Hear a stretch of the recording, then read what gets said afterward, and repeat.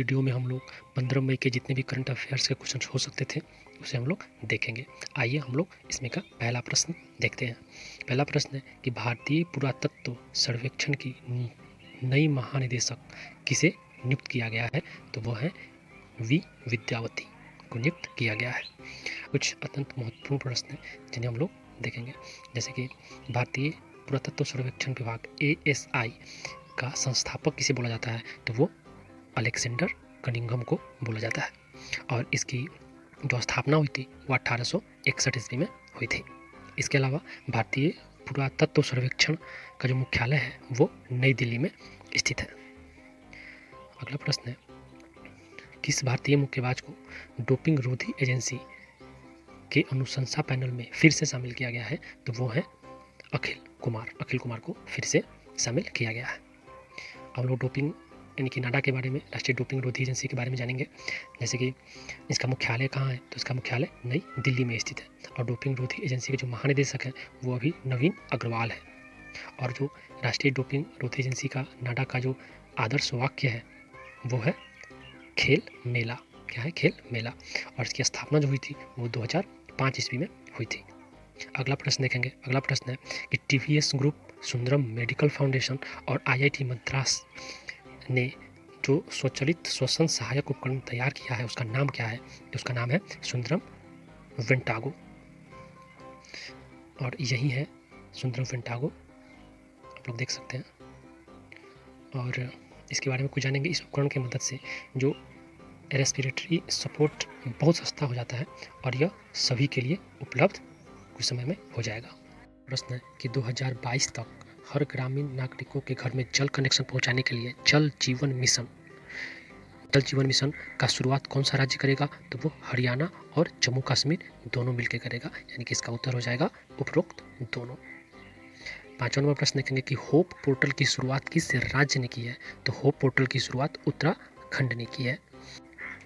उत्तराखंड के मुख्यमंत्री त्रिवेंद्र सिंह रावत ने राज्य में बेरोजगार युवाओं को नौकरी के अवसर दिलाने के लिए एक पोर्टल की शुरुआत की है जो होप पोर्टल है, जिसका फुल फॉर्म है हेल्पिंग आउट पीपुल एवरीवेयर। अगला प्रश्न देखेंगे, न्यू डेवलपमेंट बैंक द्वारा भारत को आपातकालीन सहायता कार्यक्रम के लिए कितना ऋण दिया गया है या कितना मंजूर किया गया है? तो वो है $1 बिलियन।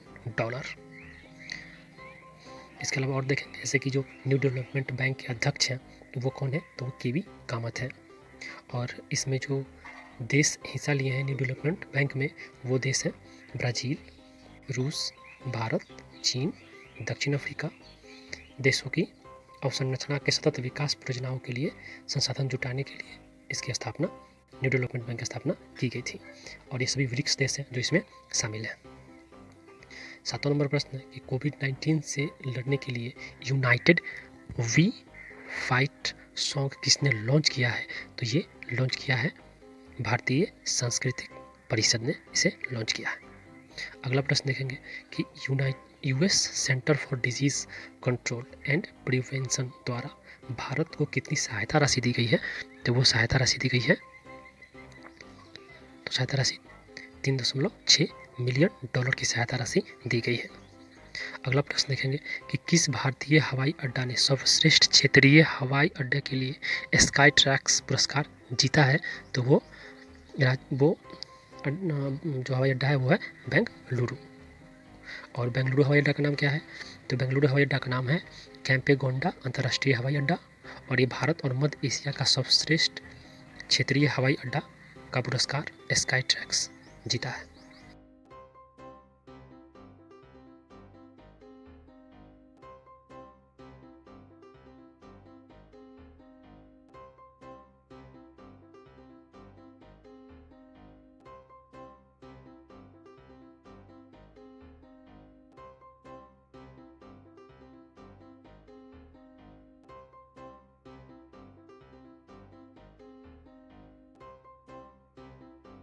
एक 11 नंबर प्रश्न है, आई फील यू ब्रेसलेट किस देश ने विकसित किया है? तो ये इटली ने विकसित किया है। आइए देखते हैं ब्रेसलेट कैसा है। तो ये ब्रेसलेट ऐसा है और इसके बारे में कुछ जानेंगे कि यह ब्रेसलेट उपयोगकर्ताओं को सोशल डिस्टेंसिंग के नियमों के पालन करने में मदद करेगा।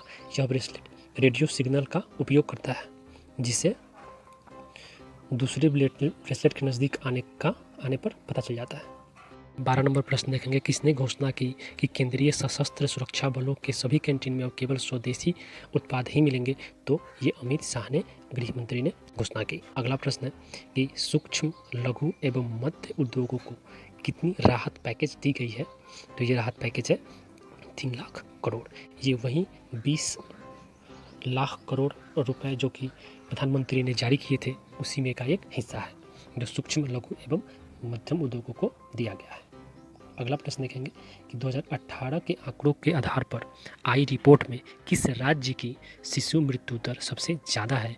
तो ये मध्य प्रदेश में सबसे ज़्यादा है, जबकि सबसे कम शिशु मृत्यु दर नागालैंड में है, इसी रिपोर्ट के अनुसार। और 15 नंबर क्वेश्चन है कि किसने फैमिली सेफ्टी ऐप लॉन्च किया है? तो ये माइक्रोसॉफ्ट ने लॉन्च किया है। इस ऐप की मदद से माता पिता अपने बच्चों की गतिविधियों पर नज़र रख सकेंगे। 16 नंबर प्रश्न है, प्रधानमंत्री नागरिक सहायता आपातकालीन राहत कोष द्वारा कोविड-19 से लड़ने के लिए कितना पैकेज दिया गया है? तो वो पैकेज है 3100 करोड़।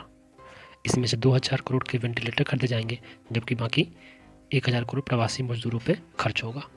13 नंबर प्रश्न है कि किस राज्य सरकार ने केंद्रीय विश्वविद्यालय हेल्पलाइन भरोसा लॉन्च किया है? तो ये उड़ीसा ने किया है। 18 नंबर प्रश्न है कि फसलों पर उपयोग होने वाले टीबी दवाओं को किस समिति ने प्रतिबंध लगाने की सिफारिश की है? तो ये सिफारिश पंजीकरण समिति ने की है।